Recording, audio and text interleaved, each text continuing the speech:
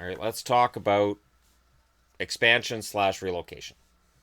Let's have an honest discussion here. Seattle is the largest U.S. city without either the NHL or the NBA. So there's a vacuum there, right? And there's an owner, Tim Lywicki of the OVG Group, which is trying really hard to bring the NBA back and introduce the NHL to the city. There's a speculation that they may end up with one or the other.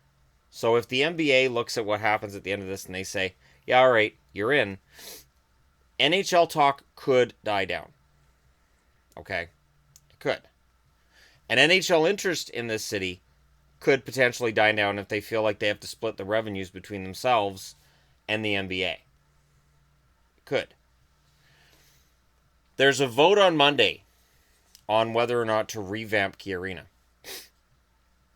And it's going to be interesting to see how that works because Seattle,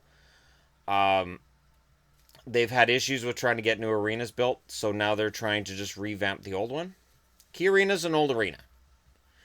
The shell's there, though, to build a good building, to put a good building together. So I'm looking forward to what happens here on Monday. If that vote goes in favor of a revamp, and it should, I can't see why City Council would say no. I can understand why City Council would say no to brand new arenas in certain areas that have been proposed before. I can't see why this would be turned down. Um, that's a major hurdle cleared by an ownership group that really desperately wants hockey and basketball. The aim is that the building would reopen October of 2020. Now, the NHL wants to expand for 2019 or get all this figured out by then. And we'll come back to that number in a minute. Houston. Tillman, I'll assume the last name is pronounced Fertitta. Tillman Fertitta is the owner. A lot of money. Owns the Toyota Center. Also owns the Houston Rockets. And Houston is the fourth largest city in the U.S., 2.2 million people. I've heard it said, well, Houston won't support an NHL team. Well, Texas doesn't care about Houston. Out of those 2.2 million people, you only have to make about 40,000 people care about hockey. Enough to buy merchandise and to buy tickets and to generate interest. You don't need all 2.2 million people to be hockey fans. You just need a small percentage. If 10% of this 2.2 million decide they like hockey, that's 220,000 people. That's pretty good. It's a good number. And there's a natural rivalry with Dallas that I think would be a good situation for Dallas, a team that sometimes struggles to draw fans, and a good situation for the NHL. It's another rivalry they can sell to NBC. We've now got a Texas rivalry. Central, you can plunk them right in the Central. They fit as the 8th team in the Central. This is perfect for expansion. They have an arena, the Toyota Center. It's ready right now. They move an NHL team in there right now. So that's where they have an advantage on Seattle. Houston's advantage is they got an owner with big money who's saying, yeah, I want the NHL. Bettman's met with both. I don't see that the NHL necessarily has a preference right now. This vote on Monday could skew it towards Seattle, but this could be an issue. In 2020, the collective bargaining agreement's up. Right now, in the collective bargaining agreement the NHL has with the players, this money, this expansion money, does not have to be shared with the players. That $500 million they got for Vegas didn't get shared.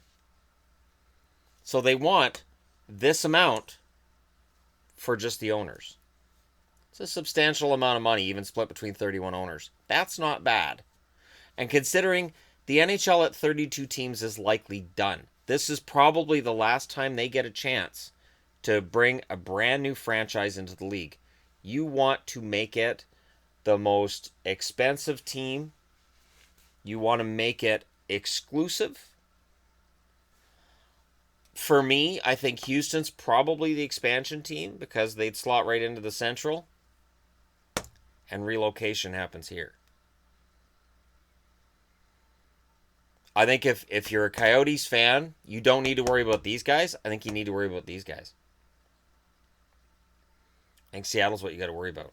And fans are going to say Quebec City, which is fine. But Quebec City does not have the advantage of being the fastest growing city in either Canada or the US.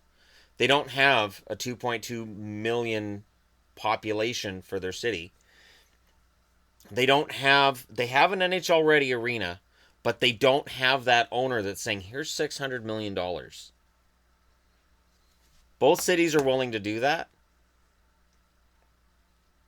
Both cities have owners with deep pockets that can do that. And Quebec really doesn't right now. Quebec had an ownership group that was willing to go through with it, but for me, when I saw who was in that ownership group, I was kind of underwhelmed. For Quebec to get into this conversation, it has to be more than just we miss the Quebec Nordiques. It has to be they have a plan that's going to work now, 5 years from now, 20 years from now. And it has to be more than just, well, a lot of fans want it. I want it too. But I can understand why the NHL would look at this and say it's between them. Personally, Houston, I think, can come in immediately, so they get that expansion team for 2019, and Seattle gets whatever team has a problem.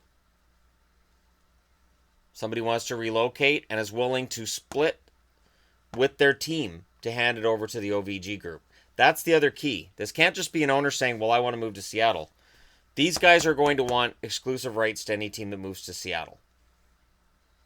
Bettman's not negotiating with these guys. Bettman's not sitting down with these guys to talk about how wonderful the salmon fishery is in the Pacific Northwest. He's sitting down with them to talk about hockey and bringing it to the Pacific Northwest. It is a natural rival with the Vancouver Canucks. It is a beautiful city, and it hasn't been a part of the conversation for long, but it makes total sense. Anytime we talk about putting another team on the West Coast, it's, well, Seattle or Portland would work. And Seattle wants that team. Portland, I haven't heard anything about Portland wanting an NHL team. If they did, they would absolutely be on the radar. So that's where I see that. Now, because it's Seattle, Carolina's not a starter here. Carolina doesn't move to Seattle. Because I know people are worried about Carolina or Florida. No. If they move, it'll be on the East Coast. Once this comes in, once Houston and their $600 or $700 million expansion fee come in, that'll be it.